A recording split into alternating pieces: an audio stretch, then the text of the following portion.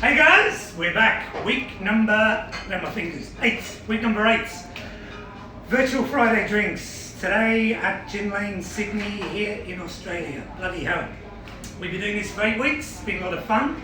Today we're sort of open. So deliveries have been going super well. So you might hear a bit of rattling and a few people behind me rushing through deliveries. And today we're allowed to open for a whole 10 people. Wow, how exciting. So sorry if you're in the UK, I think the lockdown is biting for a bit longer there. But here in Sydney, we're given a bit of a respite. If you're in the Northern Territory, get stuck into it, guys, because the beer's flowing there tonight. So we're going to run through 4 simple drinks, and I've got a very special guest I'm going to introduce in just a second. But before we get into that, a couple of shout-outs for some people who've been sending me in some very cool shots. Got a lady called Deborah Nash from Newport Beach. She runs a dog resort, okay, but she also is partial to a martini or 5. She makes some cracking martinis up there, send us in the pictures. Hey Deb, if you're watching, good on you, keep them coming. My brother-in-law Mark in Dubai sent me some cool shots last night. He's isolating in a hotel room in Dubai, but it hasn't stopped him from drinking gin. So yeah, nice one Mark. He's actually set up his whole minibar. He's turned it into a freezer. It's just completely full of gin and ice. So good work, mate. And then my old mate from Cornwall, Andy, happy 50th, mate. Hope your daughter Amber made you some cracking cocktails. So, intro's done. Let's get stuck into it. Before I make my first drink, just going to introduce our special guest today, Mr. Steve Floods. How are you, Grant? I'm all right, mate. Good to see you. The old isolation handshake. We've gelled before we did. I'm very happy to be here just to sample these cocktails because I haven't had someone make me a drink for, I don't know, it's been a couple of months now. So we can fix that up. So Steve's an old mate of mine, great chef, author, man of many talents. So he's going to be checking out my drinks today. I promise not to throw any Essex jokes at him. But you never know. We'll see how we go. But I think the idea is whatever Grant makes, I'm going to throw some food in at the end, and then Grant is going to essentially give me a bit of education as to how they might pair with the food that I'm creating. Because I think Grant probably knows more about food than I know about his cocktails. So it'll be a bit of an eye-opener for me as well. Yeah. And Steve definitely knows a lot more about food than I do, so it should work pretty well. As we go through the drinks, we're just going to recommend maybe some food pairings as well. And then as Steve said, he's going to jump in the end. And yeah, bang out some super cool food that goes well with these. And of course I'm going to critique every drink.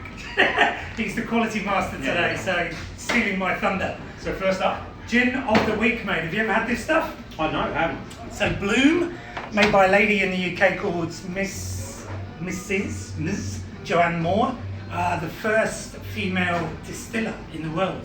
So it's based around the London Dry, but what I like about it, it's not quite as juniper forward. So we've got some of the botanicals in here. It's got chamomile tea in it. When she first came up with the botanicals, she said it just reminded her of having afternoon tea in her garden. So having chamomile and you know you're tea. successful when you've substituted your tea for gin in the afternoon. Yeah, exactly. So yeah, a bit of gin in the tea maybe. So we've got some chamomile in there. Obviously we've got juniper berries in there as well, heart and soul of any gin. We've got some savouries in there too. We've got some Earl Grey tea in there too, some citrus, and then we've got some other botanicals which we don't have here. There's some pomelo in there as well, which gives it a nice underlying spiciness. So I've read the notes, some honeysuckle. Oh, honeysuckle. Yeah. There you go. See, I'm trying to pair things with honeysuckle, I don't even know what it is. What's pomelo? So yeah, not too much pomelo. What we're going to do is we're going to chuck in a healthy measure of gin. It's Friday, so let's go for 50 mils today, eh? 50 mils. And then I'm just going to put a few garnishes in there. So I've just started with some citrus, a bit of mint, pop that in there. I'm actually going to put a few juniper berries in there. And then bang a bit of Fever Tree Mediterranean. So I've been using this quite a bit the last few weeks. A lot of Mediterranean fruit in there, but also it's got some nice thyme in there as well. So, Grant, just to Yep. confirm, when you create the gin of the week, Yep. it's more about the actual liqueur or gin, not about what you're pairing it with. Yeah, so basically we just pick out gins that are not super hard to get hold of. You can get hold of them, but they're just slightly different. Yeah. So a bit left of centre. So we're trying to sort of Give people a fun gin, which is approachable, they can still get. Yeah. But yeah, something, I mean, this is based around the London Dry, so based around the Tanqueray, for instance, but they've backfilled in a lot of the traditional gin ingredients with chamomile, as I said, and some tea. So really, that's why we pick our gins of the week, something a bit different, and yeah, something which, you know, you can get hold of as well. Yeah, yeah. I'm going to stick a bit of rosemary in there, and then just torch it a bit as well. Set fire to the straw. You have to show off, don't you? I'm gonna have something. To be fair, this is why I always used to come to the Powder Keg, and it's why I come to Gin Lane. It's you got this Friday, mate. You got to have something that flags. Exactly. So before you get onto the quality control, cheers, guys. Wow. So first thing I got even before I could taste was a really nice hit of burnt rosemary, but after that, straight away you've got the chamomile, honeysuckle in there too, and then it's got the tea at the end to dry it off with.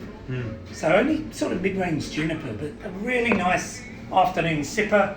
I suppose another reason I pick these gins is what I'd like to drink on a Friday afternoon as well. I cook things I want to eat. So. Yeah, exactly. So there you go, mate. Thank you very much. Cheers. You can have a little pop on that one. So food-wise, so flexible. I mean, the gin and tonic goes with anything, right?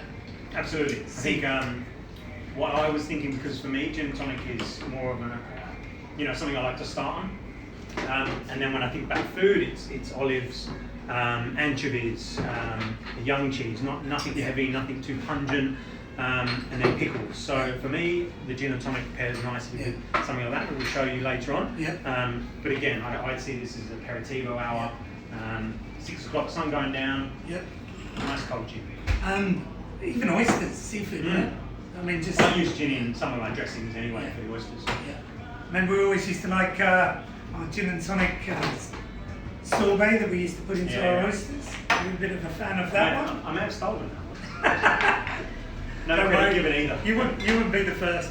Okay, next guys, 20th century. So we're going from sort of modern day gin and tonic onto one of my all-time favourite classics, 1936.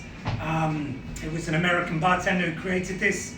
I named it the 20th century after a steam train that used to go between New York and San Francisco. An old steam train, I believe it stopped in the 1970s, but the drink never stopped. It's a great drink. Probably what you call a forgotten classic. So not maybe as popular as a martini or Negronis, for instance, but a really bloody good drink. So let's put 40 mils in there into my shaker. I did put these ingredients online. If you don't have a shaker, then protein shaker's fine. So I put 15 mils of cacao, equal amount of Lillet Blanc. So this is really what makes 20th century. Same ingredients in a Vespa. It's a very full-bodied French aperitif of vermouth, fortified wine. For you guys who are not sure what a fortified wine is, sort of the distinction I make is that it's the same as gin and vodka. Gin is vodka, or vodka is gin. It's just without the botanicals. With a vermouth is a wine with botanicals that obviously makes it into a vermouth, and you can age it as well. And just touch on the white cacao, or how do I say it? White cacao. Yeah, you like that one when you came in. Well, when I saw the notes, it completely confused me. Yeah. Because I'm thinking, what do I pair with white pepper? Yeah. It's very, very subtle. Yeah. It's very dry, and in this drink, if I've made it right, it's just a real subtle finish. And then it's right. Let's have a little taste. A little taste test. Do we have any aquafaba? Yeah. Just right here. That's good. Let me put a tiny bit of lemon juice in there just to balance it. And a tiny splash of sugar syrup. So what I've done is I've chilled it down, and then just to balance it, I've put in my citrus, my lemon juice, a bit of sugar syrup, and then I've got good old chickpea aquafaba. Use this stuff in cooking. Yep. I try not to. Like, I understand why you would use that. But are you actually pulling that from the chickpea tin? Yeah. So they don't sell it outside of that? We recycle it for hummus. But no, we don't. It's being vegan myself.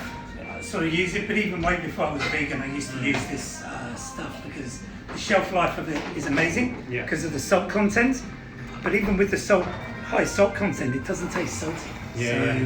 And you know, the effervescence and the emotion on a drink just gives it a really good mouthfeel. And with the 20th century, in the original recipe, they didn't have any Emulsifies incredibly. It does. I mean, the old sort of style bartenders used to use eggs. Yeah. Eggs can go a bit nasty, but the emulsifier effect that you get from this is a lot better. So you just put a lemon twist across the top. Yeah. Just want to get those oils in there. You just wait for it to settle. As I said, the classic didn't have that in there, but I find this just gives it a lot better mouthfeel. So when I go to drink it, smell-o-vision, beautiful citrus, can already smell those nice sort of vanilla cacao notes. Wow. How was the gin and tonic, by the way? Absolutely. Half of it's gone. So. Yeah. Cheers. Happy Friday. Cheers, mate. Gives me another sip as well.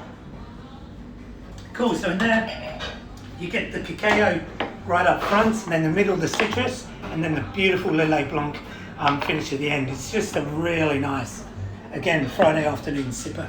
I'm coming back for this one tonight. We've got that one there. So super easy to make at home, guys. Give it a crack if you can. Next drink I'm going to make. Well, that's very different to how I thought. I thought it was going to be far more citrusy. Yeah. It's nice and smooth. Yeah. You do get that reach up. It's pretty punchy as well. There's a good bit of booze in there. Yeah, So. wow. Okay, next up a Bellini. You must have had a Bellini, mate. I'll be back in Essex, mate. They don't have Bellinis in Cornwall. No. You don't have much, do you? No, we don't. Cider, mate. All of that hand cider. So what made you think of a Bellini today, considering the weather's not great? We've got some people tuning in from around the world, and I noticed that the weather's really nice in the UK. The sun has come out. So I've got some more Sydney weather-conscious drinks over here, because it's bloody wet and cold here today. I'm just holding him to his season. And so I put this one in there for all the people in the Northern Hemisphere. I know you're tuning in because I get your messages and your photographs, and I can't keep coming out with winter drinks, so we're going to slot this one in there. Our weather's not been so bad in Sydney. I mean, when it's sunny and 20 degrees. I was going to say, yeah. They're still acting like it's summer. We've got James over there. He's been sunbathing out there in the rain. So James is from Leeds, by the way. So it's quite tropical here in Sydney at 15 degrees.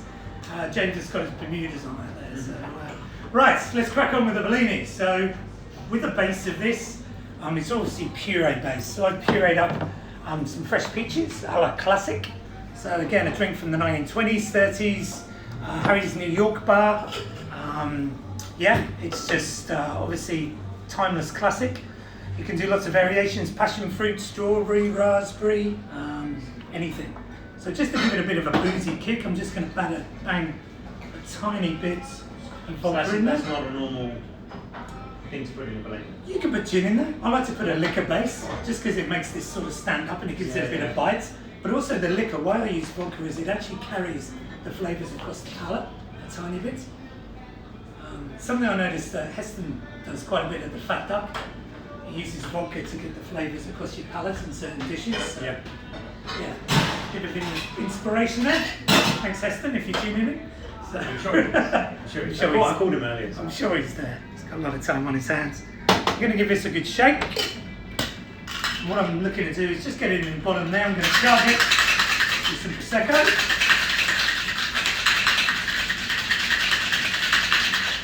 Other reason I picked this one is really good with food.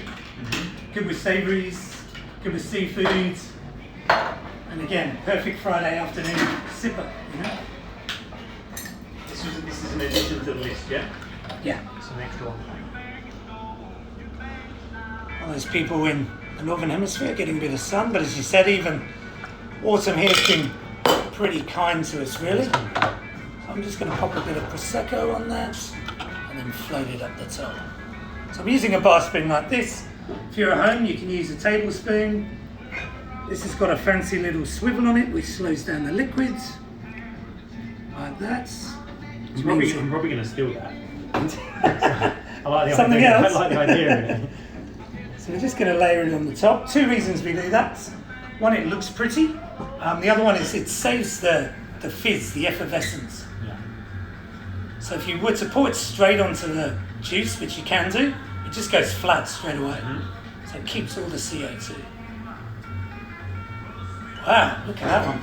You can smell that citrus already. Just going to put a bit of a twist into here, over the top, like that. I'm just going to drop that down through the drink, get all those beautiful oils in there. Then we're going to bang a tiny bit of mint in there.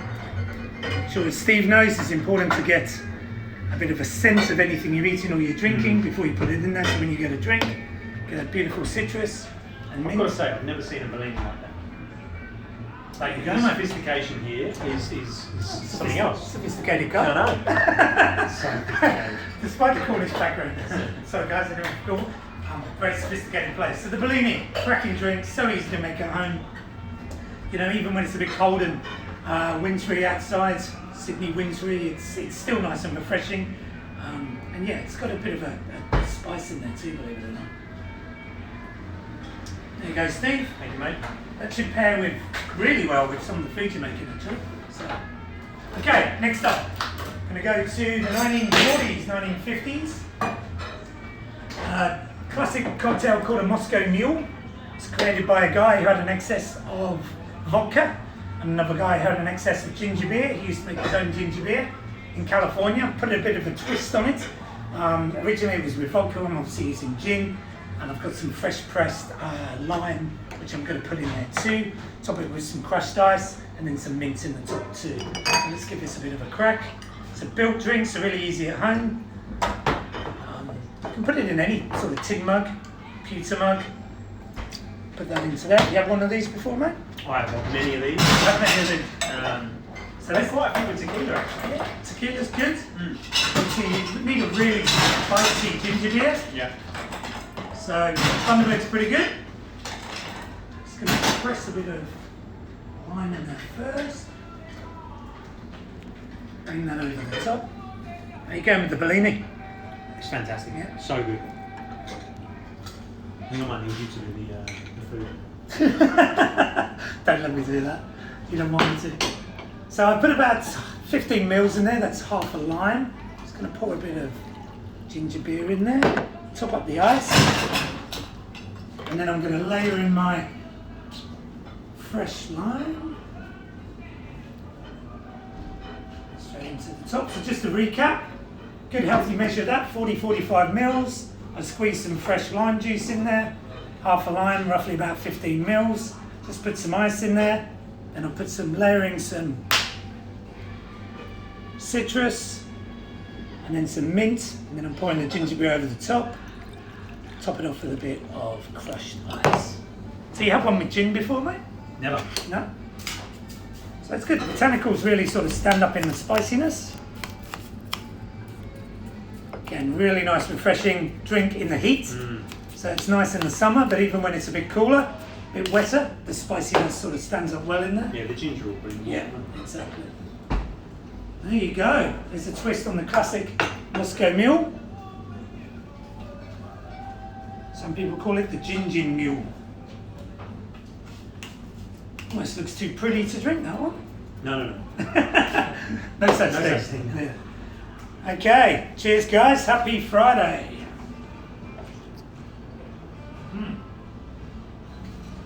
Better to drink with the straw, Bobby, so you can get through. Cool. So the gin definitely gives it complexity, as I thought. Binds really well with the lime, and then you've got that really nice spiciness, and the nice trail of mint in there too. So yeah. Did you put any mint in when you shook it? No, there's no just put shaking it- here, it's a build drink. Exactly. That's why it's good at home. Have a little go on that one, mate. Have a test drive on that one. So yeah, basically what I did was just put it through the drink.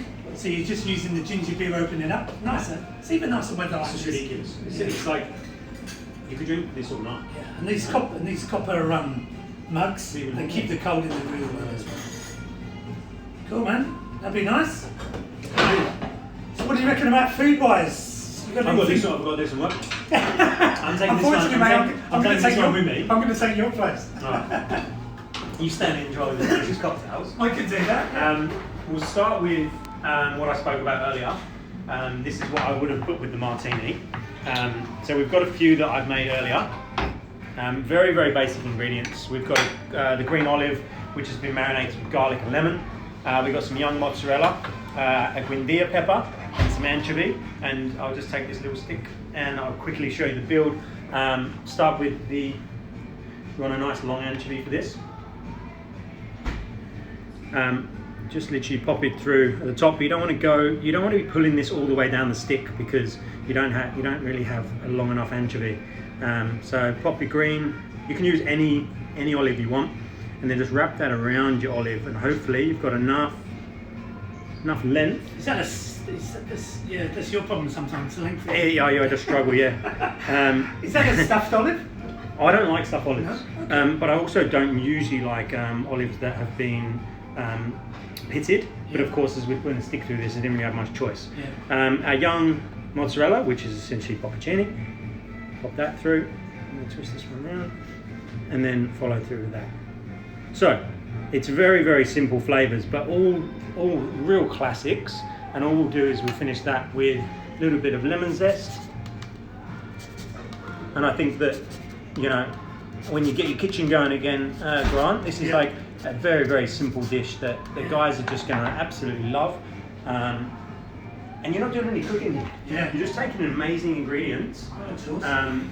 and letting them be their own, you know, their own champion. And nice clean flavours as well, which is Absolutely. always a winner with drinks. So. And I mean, how many drinks would you pair with that? Oh, mate, almost most of the menu. And I mean, with a gin and tonic, that would just be absolutely perfect. Yeah. as well. So we're gonna buzz through these real quick. That's awesome, man. Doesn't take any time at all. So what do you got here? So here we've got an aged parmesan. I'm just going to grab a plate to make this. Aged parmesan. We've got some yeast and some essentially dried yeast. Okay. We've got red grapes and we've got some Manuka honey. So it's literally, again, one of the easiest dishes you can possibly prepare. Should have done this in advance, but we'll do it now. So you just literally as much parmesan as you want or need. I'll tell you what I'm going to do. I'm going to switch the plate. Need another plate? No, use this one. There you go. So all we're doing is making a kind of little cheese dish. Yeah. So we'll go on with some red grapes. You can use green, but I'm one of these guys in the supermarket who tastes everything. And the red grapes are much better. Once the security guard follows. Yeah, exactly. So you probably want a bit more cheese in this, but it's just grapes, cheese, Oh, wow. some Manuka honey. So obviously you've got real nice bite, freshness from the grapes. And that would go so well here. You've got the acidity from the aged parmesan, sweetness, and some floral notes from the honey, and then you're just garnishing with your yeast. The cheese smells awesome. You're vegan, you can't taste this, can you? I could taste the yeast though. All right, so soup, that's like as simple of a cheese dish as you can get. You know, you're just again using really nice fresh ingredients. And that is perfect for cocktail drinking. Exactly. I So mean, we're not trying to really cook anything amazing here or reinvent the wheel. We're literally looking just for cool flavors to pair with all the floral and botanical things that you work with as well. So we're going to go for the next one. We're going to do something that, in my mind, is confusing to the palate to the point where you don't know whether you're eating a sweet or a savoury dish. Oh, cool. I love that. I was in Bangkok last year and we went to a little patisserie place that did custard tarts. Yeah. And they said that half of the population thinks it's a sweet tart, half thinks it's a savoury, which I was like so impressed with. It was such a cool idea to create something that confuses everyone and That's they great, debate man. about. We love that kind of stuff. I need some scissors. Got some Nothing scissors. like it. Knife okay? Do you need some So scissors? I'd love to say that I've dehydrated this fruit myself, but I've not. I've raided Grant's pantry, and Lemon? what we've Always done, welcome. it's some dehydrated blood orange. We've got some pistachio. We've got some pickled little baby wild figs, some truffle honey, and in here we've got a mix of goat's cheese and essentially cream. The only reason I do, I just want to cut through the heaviness of goat's cheese, Yep. so we can actually serve a nice portion. And all we're going to do is we're just going to pipe onto the Wow. blood orange. That looks awesome. We're going to pop half of a little fig, these little wild figs. Going to pop that on top. Little drizzle of our truffle honey. I'm going to have to get someone to eat this one because this is my favourite thing.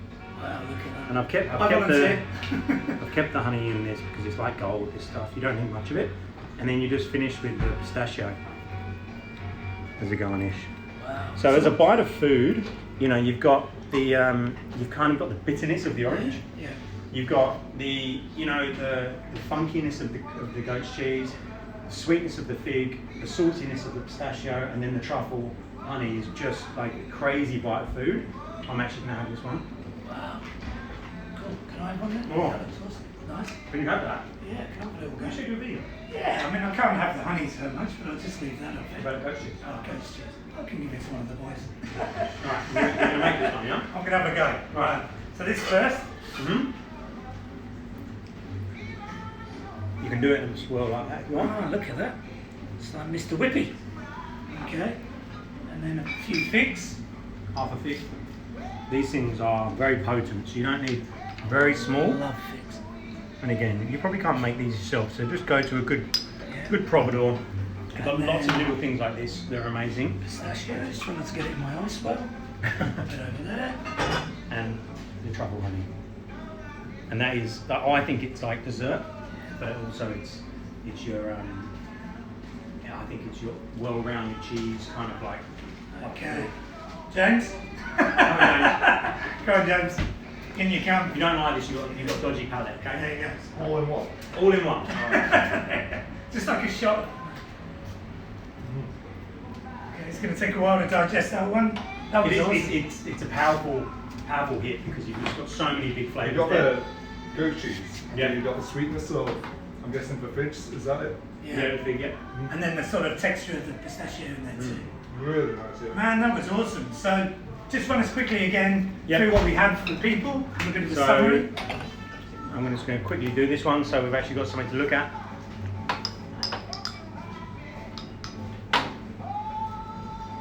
Excuse our fingers. Dehydrated orange, or blood orange if you can, if it's in season. Goat's cheese mousse, which is just cream and goat's cheese mixed through, put into a piping bag. Your pickled fig and your pistachio. Cool. And then we've got our aged parmesan with our red grapes, manuka honey, and some nutritional yeast. And then our I think the star of what bar food should be, our green Sicilian olive. We've got young mozzarella, guindia pepper, which is like a pickle, and then your anchovy, and with just a little bit of lemon zest over the top. Cool. And then on the drinks, we started off with the Bloom Gin and Tonic with Fever Tree Mediterranean. Pretty well goes with any of those dishes. Good old Bloom Gin. UK London, sort of twisted London dry, or modern London dry, I suppose. Then we went on to 20th Century. You like that one? Yeah. This was my favourite, Yeah. but I think I would come back for that because it's so unique. Yeah. So that's one of my favourite drinks too. Super easy to make at home. Gin, Lillet Blanc, any dry vermouth will do, but Lillet's the best. White cacao, some pressed lemon in there. Then we went through a classic Bellini, put some peach in there, put a tiny bit of vodka in there, charged it with some Prosecco. Finished off with a twisted meal with gin, a bit of lime, bit of mint in there, 40 mils of gin, top it up with Bundaberg, crushed ice on the top. Go with any of that food. Wow, it's been fun today, mates. Thank you so much. That food was good enough to eat. I'm sure we will smash into it along with the drinks. So, yeah, guys, that's it from us today. And a big thank you to Steve. Pleasure. Yep. See you Happy handshakes Friday. in the day. We'll have to go back and Yeah. sanitise after that. But nice one, man. Cheers. Thanks so much. That food's awesome, and we'll definitely be Enjoy stealing some of your it. recipes then. Australia can enjoy their first night. Okay. I'm going to be in here, so. Yeah, Jesus. Better watch out. Northern Territory, go nuts. So cheers, guys. Happy Friday. Good. Everyone will jump into it. Oh, what if I could eat anchovies or what? I didn't know you were leaving. Yeah. About a year. So pleased. 6 months now. So We both decided to do it together. So. Oh, is that so? Any wobbles? Yeah. Can't say it again. It wasn't recording. She does it one-handed as well, and I'm just like, your mind would be like, I just don't know what's happened. What do you mean? gone. It's just not. No, it went, but. Oh, it didn't. He did that it happened last week too. Because you remember he ran and got you?